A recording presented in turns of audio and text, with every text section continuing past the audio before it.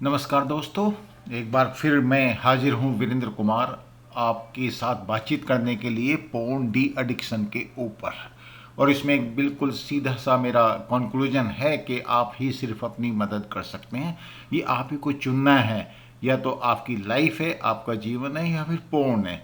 दोनों साथ साथ नहीं चल सकते, और जो भी आप सेलेक्ट करेंगे वो ही आपका फ्यूचर डिसाइड कर। इसमें मेरे को कोई भी डाउट नहीं है। अब काफ़ी लोग डिफरेंट टाइप के क्वेश्चंस करते हैं कि सर मैं महीने में एक ही बार देखता हूँ या 2 बार देखता हूँ। तो मैंने फिर जाके रिसर्च किया, तो अल्टीमेटली मैंने ये पाया कि जो पोर्न यूजर हैं बेसिकली वो 3 टाइप के होते हैं। पहले टाइप के वो हैं जो यूजुअली अपनी हस्बैंड वाइफ साथ साथ देखते हैं, बेसिकली नॉवेलिटी के लिए। और 75% इसी कैटेगरी में है। ये लोग कभी कभी देख लेते हैं, जिंदगी में कुछ एक्साइटमेंट क्रिएट करने के लिए या एंटरटेनमेंट के लिए। तो इनका अंडर कंट्रोल रहता है। They you can not call them कि उनको एडिक्शन हो गया। अब दूसरी कैटेगरी अगर आप देखें तो ये लोग वो हैं जो कम देखते हैं, there is no doubt about that. लेकिन इनके साथ प्रॉब्लम क्या है कि इनको गिल्टी महसूस होता है पोर्न देखने के बाद, और उसमें फिर इनको सोशल एंजाइटी भी होती है, डिप्रेशन भी होता है।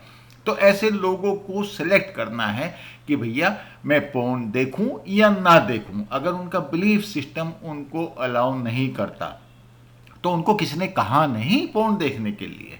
और अगर वो देखते हैं, बहुत ज़्यादा नहीं देख रहे ये लोग, पर वीक 17 मिनट्स का इनका एवरेज आता है, तो इनको छोड़ देना चाहिए। अगर उनको उनका जो कॉन्शियंस है वो अलाउ नहीं करता, बिलीफ सिस्टम अलाउ नहीं करता, तो they should be away from porn. अब तीसरी कैटेगरी है जो कि अनहेल्थी और कंपल्सिव कैटेगरी में आती है, जिनको एडिक्शन हो चुका और जिनका पोर्न देखे बगैर काम नहीं चलता। उनको शुरू में पता नहीं चलता कि उनको एडिक्शन हो चुका, और जब वो कोशिश करते हैं कि मैं ना देखूं तो पता चला कि वो अपने को रोक नहीं पा रहे हैं। और उनकी डेली फंक्शनिंग और रिलेशनशिप, अगर वो मैरिड हैं तो वाइफ के साथ उनकी रिलेशनशिप बिल्कुल चेंज हो जाती है, डैमेज हो जाती है। ये लोग कम से कम भी तो 2 घंटे या उससे ज़्यादा पर वीक देखते हैं। आपको मालूम है ये लोग यू नो इंटरनेट का कैसे यूज़ करते हैं। मैं खास तौर से इन लोगों के ऊपर फोकस कर रहा हूं आज इस वीडियो में। जो लोग नॉर्मल हस्बैंड वाइफ एक हेल्थी रिलेशनशिप के तहत पोर्न देखते हैं, मैं उन पे आज ज़्यादा बात नहीं करूंगा। लेकिन जिन लोगों को गिल्टी कॉन्शियस होता है, दे शुड कीप अवे। और थर्ड कैटेगरी जिसके बारे में मैं आज डिटेल में बात करूंगा। अच्छा, ये जो थर्ड कैटेगरी है, कंपल्सिव या एडिक्टिव पोर्न यूजर्स, ये सबसे ज़्यादा दलदल में है। ये डेंजरस ट्रैप में फंसे हुए हैं। इनको बार बार नई नॉवेल्टी चाहिए, और थोड़े दिनों बाद क्या होता है ना, इनका अराउजल भी मुश्किल हो जाता है। और बाई एनी चांस अगर इनकी शादी हो जाती है या फिर नॉर्मल सेक्स में ये इन्वॉल्व होना चाहते हैं, तो वहाँ पे इनके इरेक्टाइल डिसफंक्शनिंग का इनको प्रॉब्लम झेलना पड़ता है।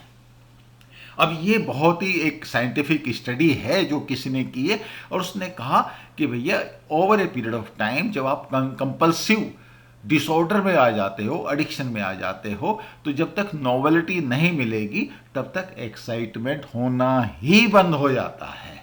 आप देख सकते हैं जो ये ग्राफ है, थोड़ा ध्यान से देखिएगा तो आपको क्लियर कट पता चल जाएगा। अब इसमें सिम्टम्स क्या आते हैं?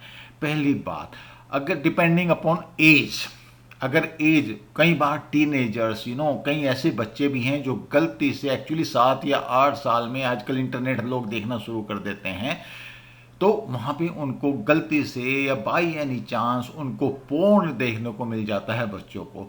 और फिर उसके बाद उनकी जो दुर्गति होती है उनको बेचारों को पता भी नहीं होता। और ADHD, attention deficit hyper activity disorder, इससे वो ग्रसित हो जाते हैं। अब इसमें क्या होता है कि पहली बात तो ये लोग हाइपर एक्टिविटी में आ जाते हैं। इनका किसी चीज़ पे फोकस होता ही नहीं, किसी की बात ये सुनेंगे ही नहीं।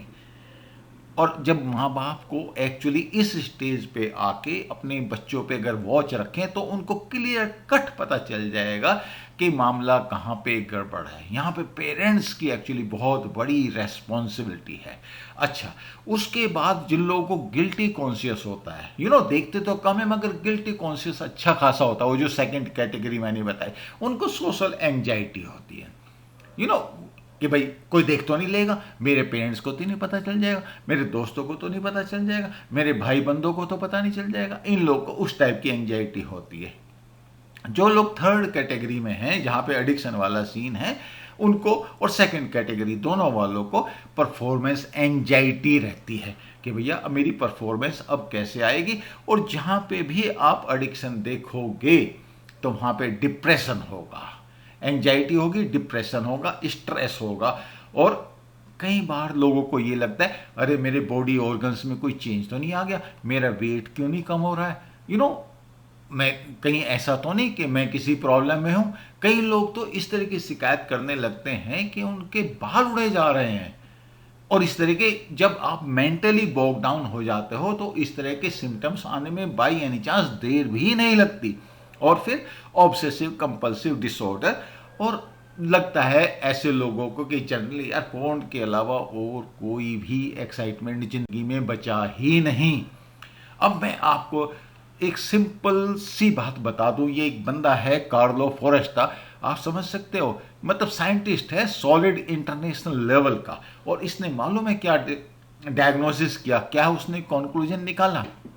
उसने निकाला कि low sexual desire and ejaculation disorders are very high in young internet porn users, especially जिन लोगों को 17-18 साल के या उससे भी पहले के जो पोर्न से जिनका एक्सपोजर हो गया, उनको ये सबसे ज़्यादा प्रॉब्लम होती है। अच्छा, अब ये लोग क्या करते हैं, depending upon their knowledge level they will try to use the medicine, specially Viagra. और फिर उनको पता चलता है कि वायग्रा ने भी काम करना बंद कर दिया। मैं आज इस बारे में बात करूंगा आपको साइंटिफिक प्रूफ के साथ कि इन केसेस में वायग्रा भी काम नहीं करती है। क्योंकि काफ़ी लोग इस तरह के भ्रम में हैं कि अरे जब कभी प्रॉब्लम होगी तो मेडिसिन अवेलेबल हैं, हम उनको ले लेंगे और फिर वो कंडीशन रिमूव हो जाएगी। ऐसा नहीं है, ऐसा नहीं है। और मैं आपको बताऊंगा ऐसा क्यों नहीं है। तो पहली बात तो जब आप एडिक्शन में आ गए, प्रॉब्लम में आ गए, आपको पता चल गया कि हाँ जो है परफॉर्मेंस, चाहे आप मैरिड हों चाहे आप अनमैरिड हों, दोनों ही हालतों में या तो अराउजल नहीं हो रहा है या फिर इरेक्शन डिसऑर्डर्स हो रहे हैं, तो आपको फिर पास्ट नज़र आता है, अरे भाई मैं ऐसा किस दलदल में फंस गया। अब फ्यूचर को देखना है, तो फ्यूचर को देखेंगे तो आपको फिर नॉलेज भी होनी चाहिए, ज्ञान भी होना चाहिए। और सबसे सही बात तो ये है कि आपकी एक इच्छा शक्ति नॉलेज के साथ पोर्न एडिक्शन से मुक्ति पाने की बहुत जरूरी है। अब आप देखिए सिम्टम्स मैंने तो अच्छा खासा लिख दिया, मैं आप लोगों से रिक्वेस्ट करूंगा कि आप लोग इसको पढ़ो, क्योंकि मेरे पास इतना टाइम नहीं होगा। But one thing is there कि इरेक्टाइल फंक्शनिंग जो है वो यंग एज में अच्छी खासी डेवलप हो जाती है due to psychological factors, not due to physical problems. अब मैं आपको एक बिल्कुल बड़ा तगड़ा कंक्लूजन बताता हूँ जो मैंने पूरी साइंटिफिक स्टडी के बाद निकाला। वो ये कि अगर आप पोर्न के साथ मास्टरबेशन करते हैं तो ये डेंजरस है। अगर आप अकेले मास्टरबेशन करते हैं without that is not porn induced, वो कम डेंजरस है। इसका मतलब ये नहीं है कि मैं एडवोकेट कर रहा हूं कि आप मास्टरबेशन जैसी एक्सरसाइज में रेगुलर बेसिस पर इंडल्ज हो। वो कोई अच्छी बात नहीं है किसी भी यंग आदमी के लिए, ठीक है ना। तो ये बात आप समझ लो। लेकिन पोर्न के साथ जब आप मास्टरबेशन करोगे, रेस्ट एश्योर्ड आपको इरेक्टाइल डिसफंक्शनिंग या इस तरह की और सारी जो एसोसिएटेड प्रॉब्लम्स हैं वो जरूर ही आने वाली हैं। और मेल्स में ये सबसे ज़्यादा होता है। और जो इरेक्टाइल डिसफंक्शनिंग है वो ऑब्वियसली लो सेक्स डिजायर के साथ वो एसोसिएटेड रहती ही है। मैंने आपको इसका बिल्कुल ही साइंटिफिक प्रूफ आपके सामने रखा हुआ है ये। अब आप देखिए पहले ज़माने में क्या होता था और इंटरनेट ने हम लोगों के साथ क्या कर दिया।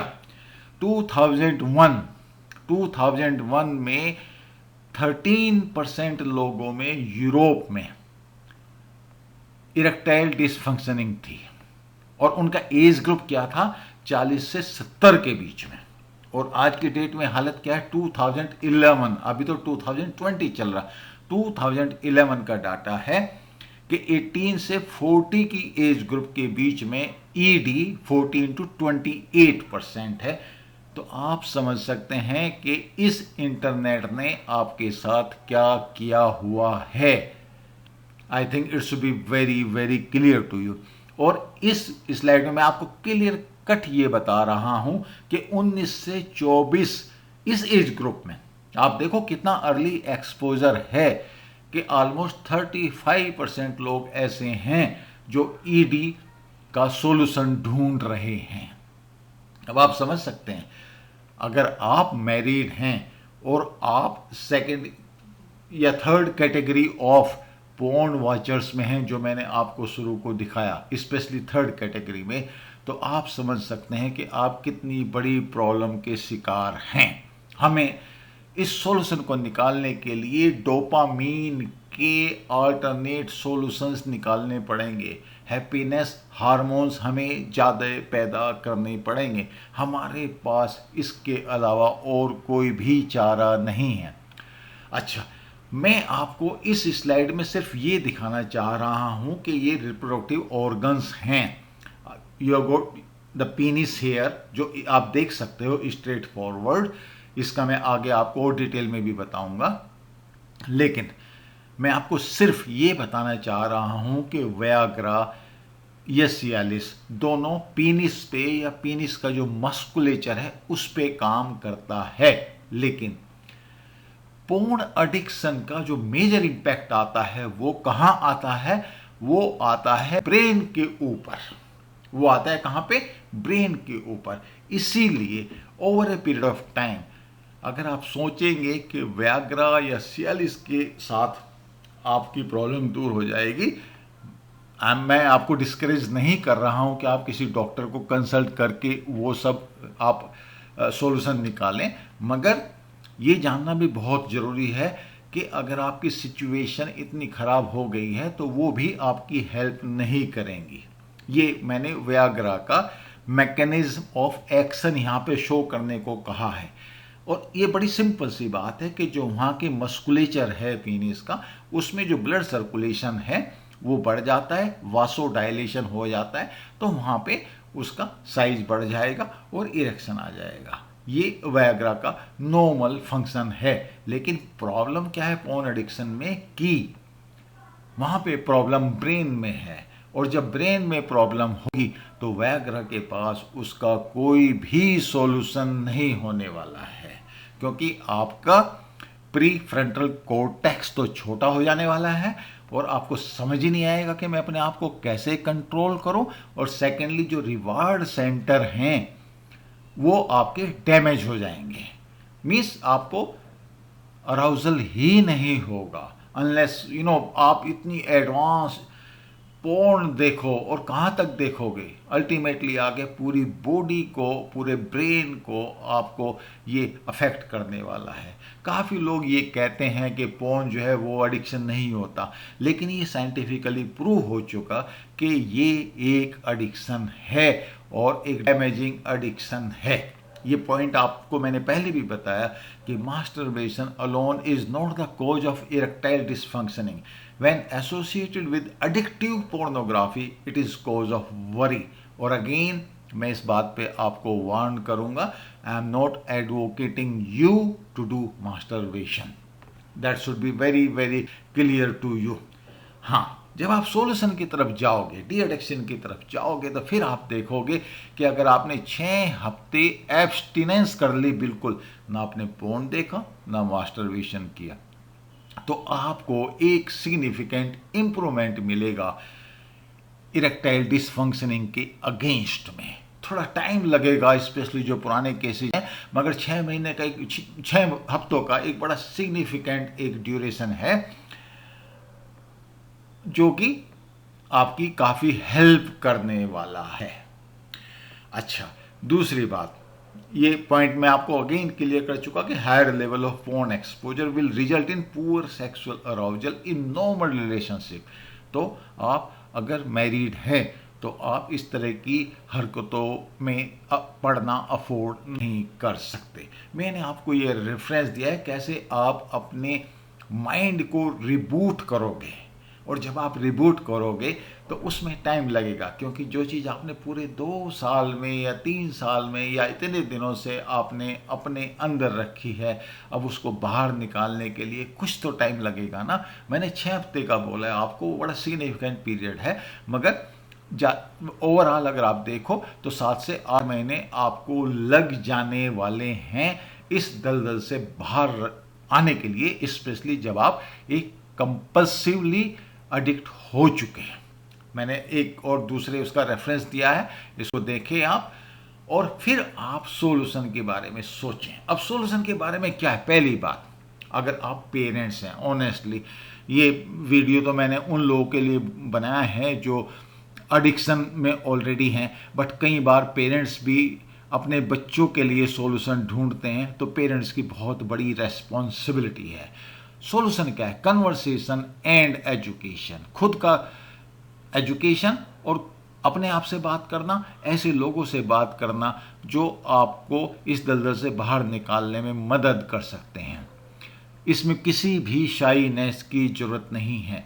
जो आपके स्पोर्ट्स के कोच हैं उनसे आप एडवाइस लीजिए, खेलने के बारे में लीजिए। सिंपल सी बात है, अगर आपने अपने को फ्री होने का टाइम ही नहीं दिया कि आप पौंड के चक्कर में फंसें, तो आप समझ लीजिए कि ये आपके लिए बड़ा सीधा सा रास्ता है। कीप योरसेल्फ बिजी, जिम्नेजियम जाइए, रनिंग कीजिए, फुटबॉल मैं बहुत एडवोकेट करता हूँ, पसीना निकालिए, हैप्पीनेस हार्मोन निकलेंगे, आप देखोगे कि लाइफ कितनी सुंदर है। Life is really beautiful, it is worth living. और अच्छा, कई बार जो मैरिड लोग हैं उनको प्रॉब्लम होती है वाइफ को न बताने की। अरे भाई, वो आपकी लाइफ पार्टनर है, वो आपको एक सॉल्यूशन प्रोवाइड करेगी, सॉल्यूशन लेने में आपकी हेल्प करेगी।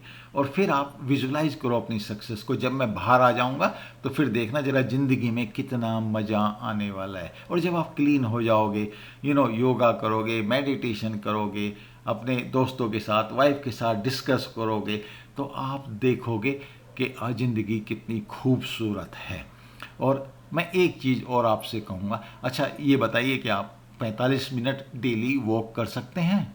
ओके, वॉक नहीं, जॉगिंग कर सकते हैं अगर आप यंग हैं तो। आप देखिए उसके बाद जो पसीना आएगा वो आपको पोन से कितना दूर लेके जाता है। मेरा वीडियो आपको कैसा लगा? लाइक कीजिए, सब्सक्राइब कीजिए, सजेस्ट कीजिए। Thank you very